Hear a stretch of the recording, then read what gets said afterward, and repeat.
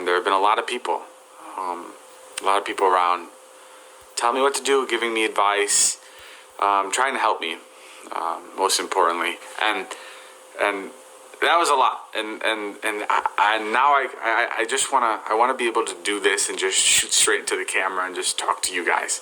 I've put myself in a lot of situations where I've needed to apologize for my past actions, and I've never done this correctly, and I've never done this respectfully, and my last video is a testament to that. I don't want to defend that video. I don't want to delete that video. I just want to be clear. What this video isn't going to be is it's not going to be me discrediting Trisha, Kat, or any other woman involved. I'm going to be using words that may trigger some survivors, and that's just so I don't explain anything vaguely, and I can explain every situation appropriately. I want to start this video off by saying I fully believe the woman who came out against Dom and said she was by him. As was reported, the next day I got consent to post the video. Even though I got the consent to post that video, I should have never posted it. And what I understand now, and I didn't understand before, is that she sent that text because she felt like she had to, not because she wanted to. And that's fucked up, and I'm sorry. When she later reached out a couple months later to take the video down, I immediately took it down, and I want to apologize to her and her friends for ever putting them in an environment that I enabled that made them feel like their safety and values were compromised. I'm so sorry. I was completely disconnected from the fact that when people were invited to film videos with us, especially videos that relied on shock for views or whatever it was, that I was creating an unfair power dynamic. I did not know this before. It was completely wrong, and I wish I was more responsible, and I wish I was more aware at the time, and I'm so sorry I missed that. I didn't know what was going on in that room, and I should have been. I should have been there, and I should have been making sure that everybody involved was taken care of and wasn't uncomfortable. I don't want to use buzzwords to try to justify this or explain this, but all I can say is people felt like they had to be silent for the sake of my video, and that's not right, and it's fucked up, and I'm sorry. I also want to acknowledge the women that spoke out against Dom in 2018. I'm talking about Allie, and then I'm talking about other girls that addressed their problems privately or publicly. I'm sorry I didn't listen to you guys. I am sorry that I took Dom's word for what happened in those certain situations, and I didn't believe you. And not only did I not believe you, but I made a joke of what kind of a person Dom was, because I couldn't wrap my head around a childhood friend of mine doing this to people and actually hurting people, and I'm sorry for that. Not only did I discredit you, Allie, but I platformed Dom. And not only did I platform Dom, but I platformed the subject of sex in a negative way, where I made jokes about it, and I reinforced that kind of behavior. And I'm so sorry, and I really let not only you down, but a lot of people down, a lot of people that watch me, and my friends and family for that. I made the decision to no longer film with Dom in 2019, and I'm not saying my content has been brilliant since then, but that's when I first started taking into account the power dynamic and what influence I had on people that I was filming with. But what I didn't do is I didn't go back to any of these women and apologize. I kind of moved on, and I learned from it, and I grew from it, but I didn't address the situation with these women. I'm not talking publicly, I'm saying even privately. I didn't reach out to any of these people, and that breaks my heart, knowing that I was doing all this stuff and I was making all this content while there was people that were still really hurt by what I made. Before my content shifted to be more responsible and positive, I said and did things that were really offensive, and I called them bad jokes, and I can't even call them bad jokes, and it was cowardly of me to say in my last apology that I missed the mark, because it's fucking gross, and I'm sorry. A lot of people reached out to me saying cancel culture is bullshit, and you need to fight back, and you need to call people out. And Lucas asks, when did Jake know his following on Vine started to go big, and what were 3 mistakes he made during the climb? So for a lot of you, Jake and his brother were big breakout stars on Vine, probably in that group of 40 to 50, 60 that really hit. Probably they had higher ranks, but I'm just trying to give you a sense of like how many Vine celebrities really popped. When did you when did you know that there was something going on, and what were a couple of mistakes you made? Yeah, so it kind of all started with one video, and we both grew like 5,000 followers. So that, Both of you. Yeah. And that was like the start of it, where we were like, oh my gosh, we got followers. This is the greatest thing. But then from then on, we just like took that viral kind of recipe of creating a video and replicated it. And that's when like we would gain like 5,000. Were you doing a lot of collaborations to get awareness? No, because we were in Ohio. Right. And so we were in Ohio. Well, what's her name's there? The dancing? Amy. Yeah, Amy, she's awesome. Yeah, we just couldn't Remember? link up, but yeah. Just like it's far to drive in Ohio. Like, Yeah. No, like No, driving 30 minutes is like, you don't do that. Like a 10-minute drive is far. Interesting. Really? I would have thought in like Ohio that would be the reverse. I feel like in New York, like one block's like, whoa. But like in Jersey, I used to drive like 40 minutes just to my friend's house. Yeah, that's not how it is. Wow, Ohio's gangster. Yeah. So what about mistakes, real quick on that? Yeah, mistakes. Super important. I think some of them is I wasn't creating content like consistently.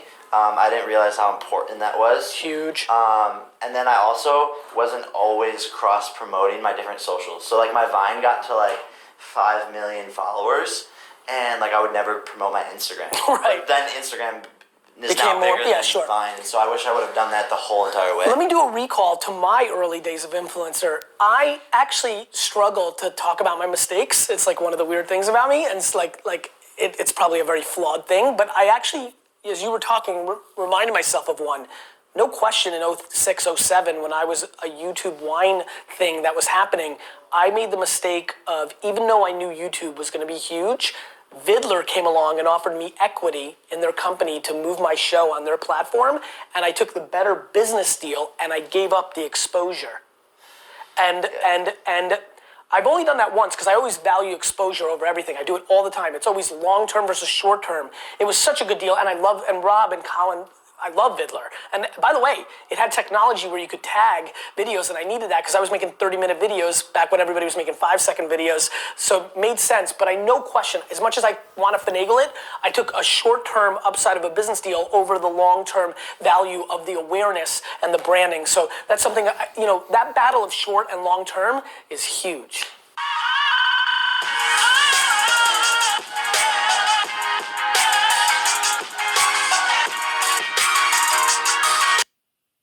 You just said animation and fucking game show, right? If we're sitting here 24 months ago, neither one of those things come out of any of our mouths. My big thing right now is when you're the king of the hill, triple down on it. More. Like I would go back to Jake Paul 0.1 where it was just about the audience. Like as much as you can. And I know you can't go all the way back. I get it. But if I can get you 70% back of that, 30% of what you're actually doing now, your whole world will be different. Audiences know, just so you know, they will never be tricked. Either you're doing it for them or you're doing it for yourself. Yeah. When you audit your fucking last 3 weeks and you think about how many hours you spent on what's for you, what's for them, it doesn't look pretty, and it doesn't look pretty for any of the A-lists right now in our world. So, cool. And it's driven by the right thing, I get it. You did that first, you're trying to make your name, and the next thing, I get it, but I'm telling you that's where the secret is. I agree. Cool.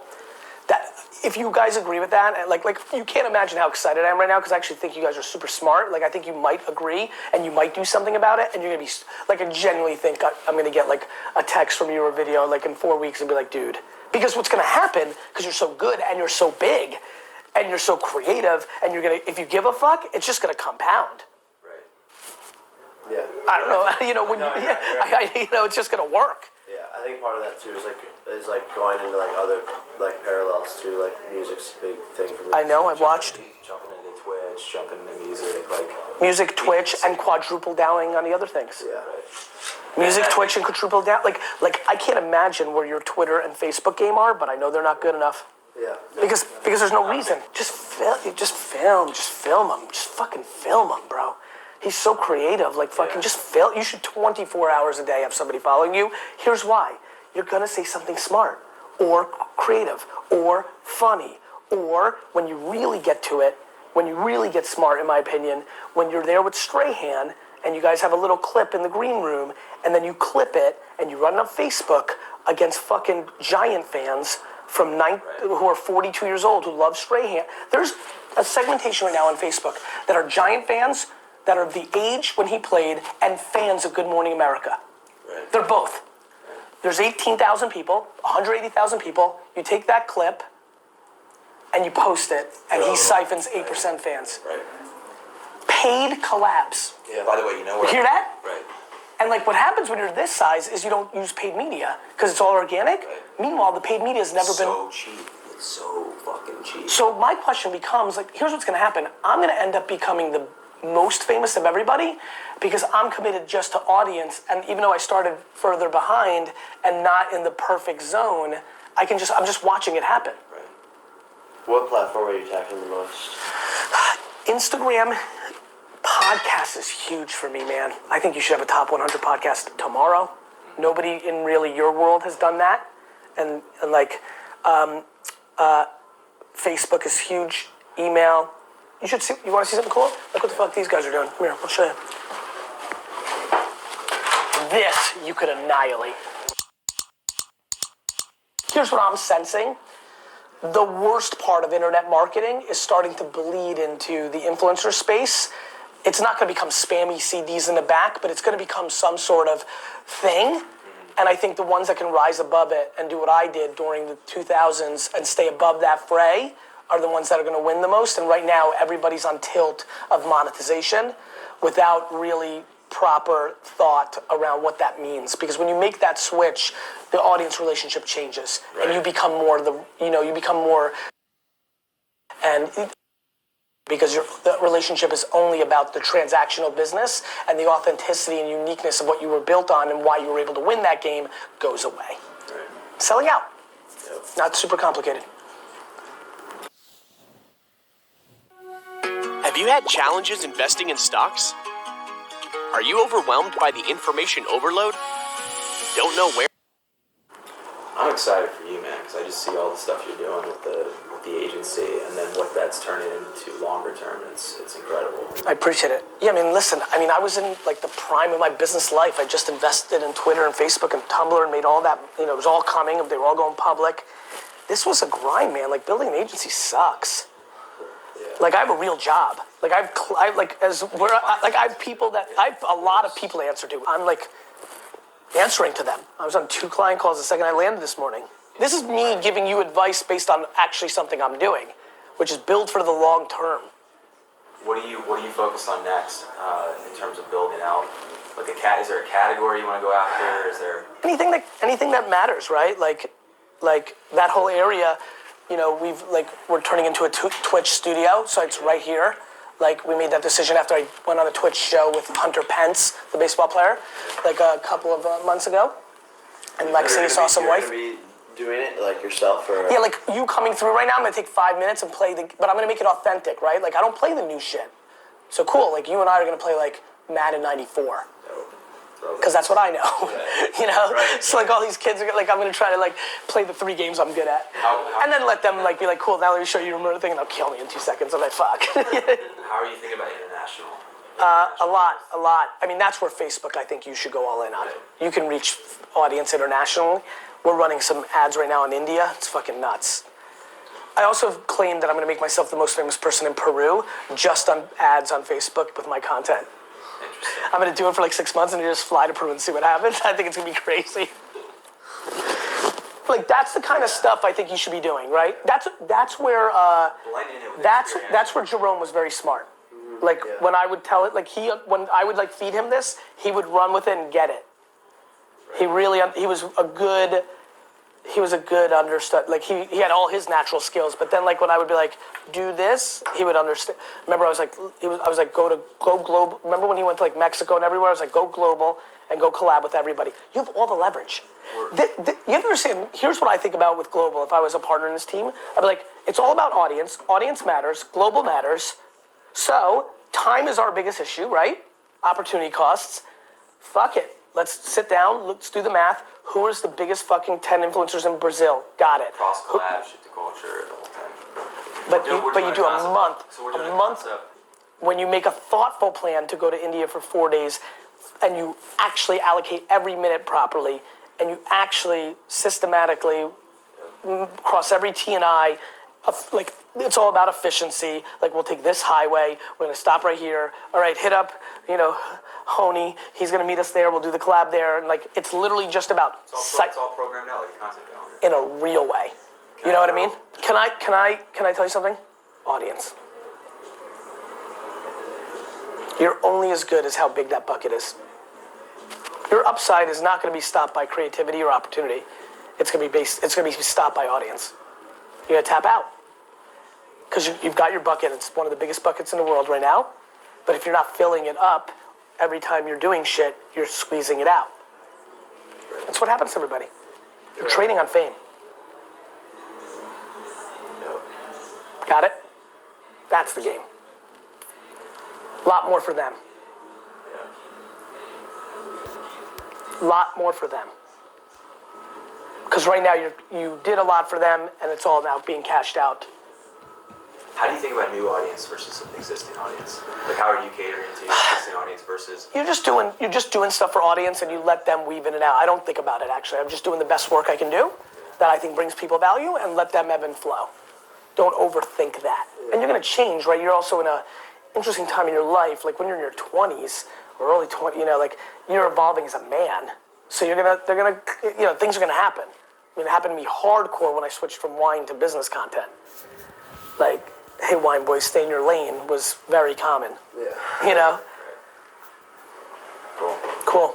I'm going to bounce. Thank you. You're welcome. Good to see you. Appreciate Good it. to see you. Keep doing it. I will, my man.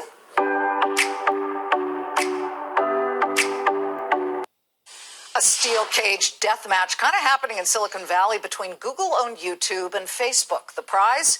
Big money cyberstars and internet influencers. This as famous YouTubers are accusing Facebook of taking money right out of their pockets. But while Facebook courts new content creators and Google-owned YouTube rolls out a ton of new glitzy features, we have this breaking news today that TikTok, have you heard of that? It's the 4th most downloaded app in the world, is now taking a page out of Instagram's playbook, experimenting with similar features, including a grid-style layout and discover page.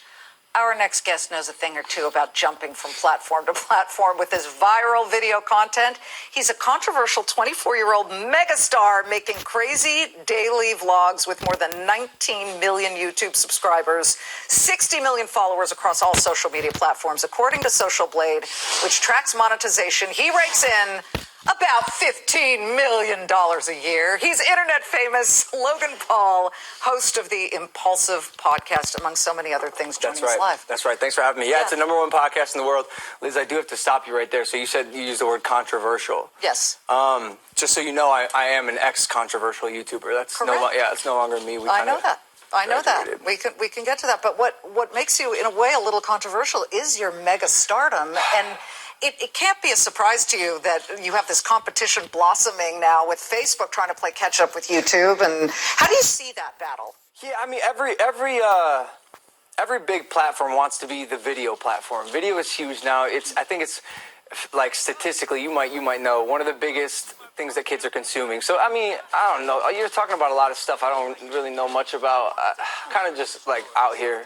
Well, you're sort of at a pivotal moment, I'm sure, and you're like, I'm sort of out here. I live, I'm in New York, I'm in California, I'm from Ohio, From right? Ohio, yeah. Go yeah, Browns. Yeah. Go Browns, Cleveland, Ohio. Go Indians. MGK, congrats on the album. Oh. That's my guy. He's That's from it. Cleveland too. Let me tell you something. You got a Cleveland fan here, but we're at this pivotal moment where everybody wants to play catch up because it's all about business and it's all about money. Yep. You're with YouTube. Yeah. I'm really interested to know. You're spread elsewhere too, right? You do I'm everywhere, Instagram. baby. I'm everywhere. And I'm nowhere. I'm like a ghost. But Facebook is actually inactive. Your Facebook account is inactive. Well, why are you about to call me out live like that? What are you doing? But you got technically, yes. Something like 16 million people 16 million still people. following an inactive Facebook. Yeah, odd, right? I don't know. I need to optimize that account. Well, why haven't you? Is what I'm saying. Can I say this? Yes, you can say anything. YouTube does a better job of monetizing for the creators. Like that is the home for me as a creator, where not only can my content be seen, consumed, digested, but also like they pay. And I think Facebook just got into monetizing content. I'm so sorry, Facebook and Instagram. But yeah, I don't know how much of an audience is there, right? So you are pretty much set on YouTube, correct?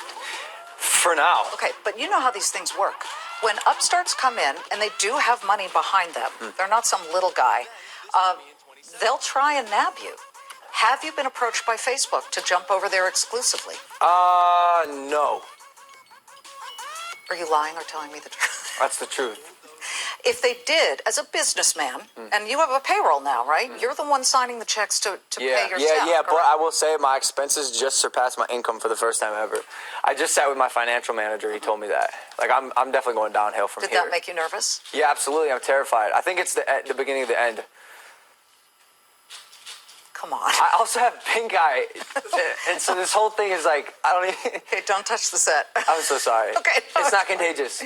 But talk No, to it me is. about- There's a 2-week incubation period. I'm Okay, so sorry. But so you're not interested in jumping ship. Let's just be clear. I mean, what's the incentive? You know what I'm saying? I think it's, where do people watch content the most? That's where I want to post, to be honest with you. I'm slightly not so concerned with money. Maybe that's why my expenses have surpassed my income. And it's probably not the best thing ever, but I want to be posting where my content's going to be seen and consumed. Well, then what's your secret? I'm asking you to reveal it, to building an audience. We have people watching right now who think, oh, I could do a channel too. I'm kind of quirky and funny. Yeah. How do you build an audience? I think it's authenticity. I really believe it is authenticity. If you can be yourself and people like you, you're golden. The issue is sometimes when people are themselves, like what if you suck? You know, there's a good chance you're not going to resonate and not be relatable to people. You got to be like a good-hearted, positive person, and a lot of YouTubers that I've met, anyways, are. But yeah. Well, you know, you've had followers go everywhere with you, good, the bad, the ugly. Obviously, the situation, in late 2017, where you had some offensive content from this Japanese suicide forest. It's not, this is how we feel here at Fox Business. Okay. It's not how people fall. It's how and whether they get up. And you got up. You did this very compelling apology video. Yes. My kids had me watch it. I actually really liked it. Thank you. I thought it was really good. Yeah, and thank you didn't take any money from that, so you put your... Well, you didn't put your money where your mouth was. You actually Quite put the opposite. The dollars aside. Yeah, exactly. So let's talk about what you're doing now, the Challenger Games. Look, Liz, this is a big thing. I know. If I'm being quite honest with you, I'm the fastest YouTuber. I'm the fastest entertainer on the planet. You're talking about running. Running. I could be the quickest man on the planet. You played football in high school. Yeah. Westlake High. Yeah, Westlake High School. Shout out. And I'm betting $100,000 that I'm the fastest man on the planet. I'm the fastest man on the planet. So I just want to ask our viewers: have you seen him do the splits? How do you do? I can't do the splits. I wouldn't expect you to. Like, why can I do the splits? That's weird. I'm uncomfortable with myself, you know? But, the Challenger Games. July 27th, this Saturday. We're getting the biggest entertainers in the world, the biggest YouTubers on the planet. We're all going to race. We're going to see who's the fastest. It's for charity. Yep. The Special Olympics actually just confirmed. Yes, excellent. Good job. And, we're going to raise a bunch of money. It's going to be live streamed with a donation link. Get your tickets. And you had the pay-per-view fight with KSI? KSGIL? I think it's CSI. No, the guy that you fought. Yeah, CSI. You made a lot of money there. And I should have made more. I should have made more. Why? The stream was pirated illegally 2 million times. Oof. So there's $20 million. Are you going to do a second fight, and when? I am. When? End of this year. Where? I don't know. I want the Staples Center or the Forum. Can Fox Business come and cover that? I think so. Your daughter just nodded at me, yes. I think so. I think that's cool. Good. Hey, but just like KSI, I'm gonna beat you badly. Oh boy! And by the way, Logan is going to be a guest on my Everyone Talks to Liz podcast. Oh, great! And you'll have to teach me how to get 1 million views per podcast, which I can do because, as you know, I am the host of the #1 podcast in the world. You sure are. Congratulations, Thank you. Logan Paul, the YouTube sensation. Thank you so much for podcast. You badly. Oh boy! Your daughter just nodded at me, yes.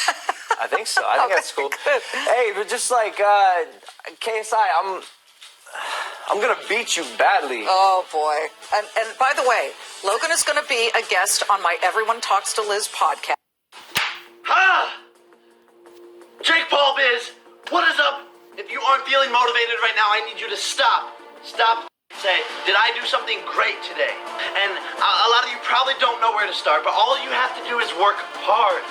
Just work hard at whatever it is you're doing, and things will come. Grind every single day. Because there is a kid around the corner who might be working harder than you. You're gonna take the kid, and you're gonna kill him. Now get up, stop watching this video, stand up, and go do. Just be a hard worker and things will come. Go now, start now, go get it. On this episode, we have visitors from both sides.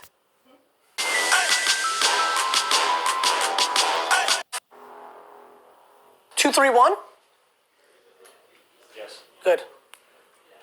Are you Ready? nervous? Very. You're nervous? Yeah. Why are you nervous? I always get nervous. I like that. I'm super not nervous. At all. Alright, ready? And action. Hey everybody, this is Gary Vaynerchuk, and this is episode 231 of the Ask Gary V show. And it is a ridiculous show. This is a ridiculous show. There's a hodgepodge of things going on. There's so many stories here, and we finally got in a show. I know I've been traveling a bunch, and we haven't gotten one in, so I'm glad we're doing that. So why don't we do this? Jake, why don't we start with you? Why don't you give a little 2 to 3 seconds? You know, I know everybody under 35 is going to know exactly who you are, but I've got some 57-year-olds who I don't know. Oh, no way? Yeah, absolutely. They exist. Okay. Yeah, they're out there. Why don't you tell everybody 2, 3 minutes about your career? This is a very interesting guy. I invested in his company. I've known his family for a little while now, but he's an absolute blueprint to the future, and so I'm excited about you being on the show. Thank you, man. I Yeah, appreciate that. Give him 2 cents. Yeah, what's up, guys? I'm Jake Paul. I'm a social media creator. I'm an actor, and I'm also an entrepreneur. So kind of the three, trifecta. From Cleveland, Ohio. Moved out to Los Angeles to pursue entertainment. That led to a multitude of other things on a Disney Channel show. Have like 17 million followers now. Run a company called Teamdom, which has different divisions, which some of you might have heard of Team 10. That's really How's the it going? summary. How old are you? I'm 19. Yep. That fucking hurt. All right, we'll get back to that in a minute. Now, why don't you guys tell the Vayner Nation why you're here and a little bit about yourselves? Okay, so I'll say why we're here. You can say about Winbox. Okay, yeah. So basically in March we went to London and we were at the VaynerMedia book launch, the Ask Gary V book. And we ended up winning a competition. We were the only guys with a chocolate bar left. Here it is. Vaynerchuk's. So this was how you entered into the raffle, and this was the winning Vaynerchuk. Is that it? Which Yeah. Helen won. I love it. 560, so I like you know. Right, because there was a number on it. All Yeah. these had numbers, and I got a little Oprah'd out and started giving away random prizes. Yeah. What was the prize right before you? Do you know?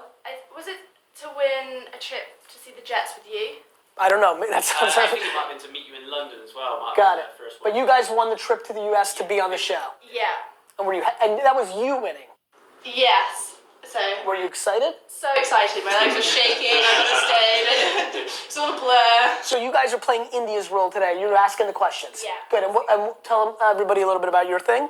So I'm the managing director of Winbox, started it about 3 years ago, and then Helen joined the team about 6 months ago, and we're a specialist email marketing company, so we handle newsletters, email campaigns, email automation for different businesses. We're a small team, so there's 3 of us. So Heidi's back at the office. So couldn't come on a trip next time. Yeah. Next time, sorry. But we're growing quickly and hoping to catch up with VaynerMedia and the email marketing in the future. We've only got 3,000 followers, so if you can help us catch up. Awesome. All right. I think this is an appropriate time to getting into the show. So what is the first question? Okay, so the first question is, B asks, how safe would you play it when faced with the decision to quit your daytime job to be an entrepreneur? So Jake, you're such a young guy. You didn't go down the route. Did you ever have a job, like maybe when you were 14? And like I have my own landscaping company. So you were an entrepreneur from the get? Yeah. There was no, I'm going to work at Fat Burger in Cleveland, Ohio? No, Okay. yeah. I don't know if they have Fat Burgers in Cleveland, Ohio, but just first company. Anyway, nonetheless, so were your parents or grandparents or anybody in your family entrepreneurs? Not really. No, my uncle was probably the biggest entrepreneur, but didn't like spend a ton of time with him. So kind of just like had the natural hustle for it, I guess. My dad was like, "Yo, you shouldn't get a regular job because like you're not gonna learn anything. You know, if you have a landscaping company, you're gonna learn how to negotiate." Like, so your dad was really pushing for it. Yeah, he was like, "You're gonna learn how to like set the prices, get customers, get recurring businesses. Like, you know, so." Yeah. You know, I mean, look, anything that keeps you up at night is something that should be addressed. And so if it's really keeping you up at night, like you're not sleeping, you're stressed, you're thinking that I'm going to have regret my whole life, I would take it very serious and I would play it not safe at all. If you're kind of full of shit and once in a while you think about it and once in a blue moon you think about it, well, then I would play it safe. The punchline is this: way too many people are playing it half pregnant. You either do it or you don't. There is no in-betweens. And that's the bottom line when it comes to this. This is binary. You know I talk about entrepreneurial tendencies a ton. And that's fine. Who am I to judge just because I love entrepreneurship? You do you. But this question is silly because you don't need to ask a question on a show like this, because if you really couldn't breathe, you wouldn't be doing it and you wouldn't even be worried about my opinion on it. Cool, let's move on. Lucas asks, when did Jake know his following on Vine started to go big, and what were 3 mistakes he made during the climb? So for a lot of you, Jake and his brother were big breakout stars on Vine, probably in that. Actually, as you were talking, reminded myself of one. No question in 06, 07, when I was a YouTube wine thing that was happening, I made the mistake. Opinion, should the business page be about the business and then, what's his name? Jared. On his Jared page, he's doing kind of the vlogging and this stuff? Or do you think the business page, he should consider the vlogging there? What's the company called? It's a clothing apparel company. It's called Rare People Apparel. I feel like the documenting of it would be really cool if it was like about the grind of like creating like if it was like if the t-shirt company was called like Grind or something like that, and then he was documenting like how to grow that. I don't know. For my answer on this, I think it doesn't matter. I think of this similar to names. It's ironic they used a name. Like, I don't think a name means anything. I think people make names. Google and Facebook and Nike meant nothing to anybody before they were executed. So, to me, whether you do it on your personal page or on the business page, there's some variable differences. Coverage will be different things will happen, but really net score, at the end of the day, it won't matter. People always ask me, like, if you build the Gary Vee brand, does that help Vayner and this, that, and the other thing?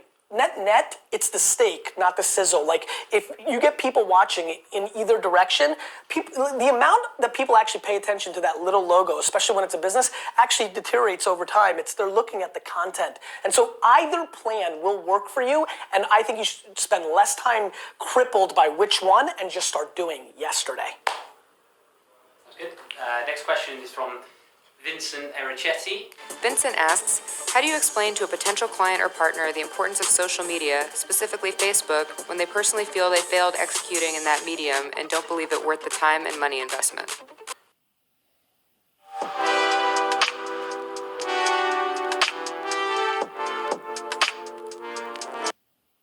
Have you ever had to have a conversation business-wise where somebody paid to make it to your world, an influencer, where it didn't work out for them, but you were trying to convince them to work with you or people you rep or things of that nature?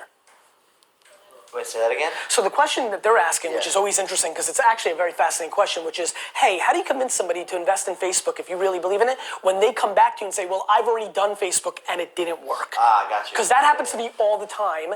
And I'll answer it while you think, I just would love your story. I always say, well, listen, what's the ROI of a basketball? I'm going to go Cleveland, Ohio here. For me, nothing. For LeBron, $1 billion. And the reason I use that analogy is just because you tried Facebook doesn't mean you did it well. Yeah. Like, there's a lot of influencers that have a lot of followers like you do that I know are a bad buy. Yeah. And then I know you and a small group are a good buy because of what you do with your attention. It's the content. 100%. It's the content, the message. Do you align? Does your brand align with that brand? Have you ever had to sell somebody on doing something with an influencer or yourself that said to you guys, well, I've done influencer marketing before and it hasn't worked? Has that come up yet? Yeah, all the time. And? You just have to, you just punch them in the face? Yeah, either punch them in the face or explain to them like why you're different than that person. Right. which is hard. You're fighting a like lost battle. Execute it. You know, it's funny. We get to recall the name. Execution's the variable, right? Like again, a name. You might think you have the greatest name ever, but if you suck and your business sucks, you lost. Like, here's the punchline for everybody. Facebook works. Facebook advertising works. Like, one of my favorite quotes is like, everything works, not everything works for you. Like, it works. That's it. Like, it's been documented time and time again that it works. So does television. So does a lot of things. Google search, you know, influencer marketing. It all works. But are you good enough to execute it for what you're trying to accomplish for the money that you're allocating? Influencer marketing works. If your company needs to sell 80,000 pairs of shoes that Jake would promote and to make back the money that you gave him, and that's how you're thinking about your business, and he only sold 17,000 in his promotion for you, maybe that didn't work for you in the short term. Maybe those 17,000 pairs of sneakers actually got talked about by other people, and eventually you sold 97,000. This all comes down to the basic theme of short and long-term strategy. It was brought up already in the show. That's where you have to weigh out things. But the thought that somebody, back to really answering his question directly, Vincent's, like, I think, ironically, I think Jake in his way absolutely answers it correctly, which is like, people tell me, like, everything doesn't work that we do. And we still built a $100 million company on it because everything that we do also works. The variable is the execution. The creative, the media planning, the production, like there's a million variables. The timing, what time you post has a variable impact. Have you guys ever, like, as you were going through it and learning the game, did you realize that hashtags or what time you would post or when things were trending? Every little thing, yeah. You have to understand this. I know that they had to live that. Like, when you become an expert in your domain, everybody thinks that they're going to be Jake. Well, I'm going to make funny videos. Yeah. Well, I'm going to make cute videos. Like, everybody thinks they're going to be an influencer until they realize that A, you have to have talent. B, you have to be a practitioner and understand all the things that go into it. D-Rock, everybody's got a D-Rock now. You're going to become a verb or an adjective or a fucking noun. I don't know how my grammar's not that strong. But, like, everybody's got a D-Rock. Cool. Great. So we're all going to be walking around in 4 years and everybody's going to have somebody following them and filming. Mazel tov, but not everybody's interesting and has something to fucking say. Yeah. Sorry, Tyler. That's just the way it is. I also say, like, to answer his question, like, I just ask people if they have a TV in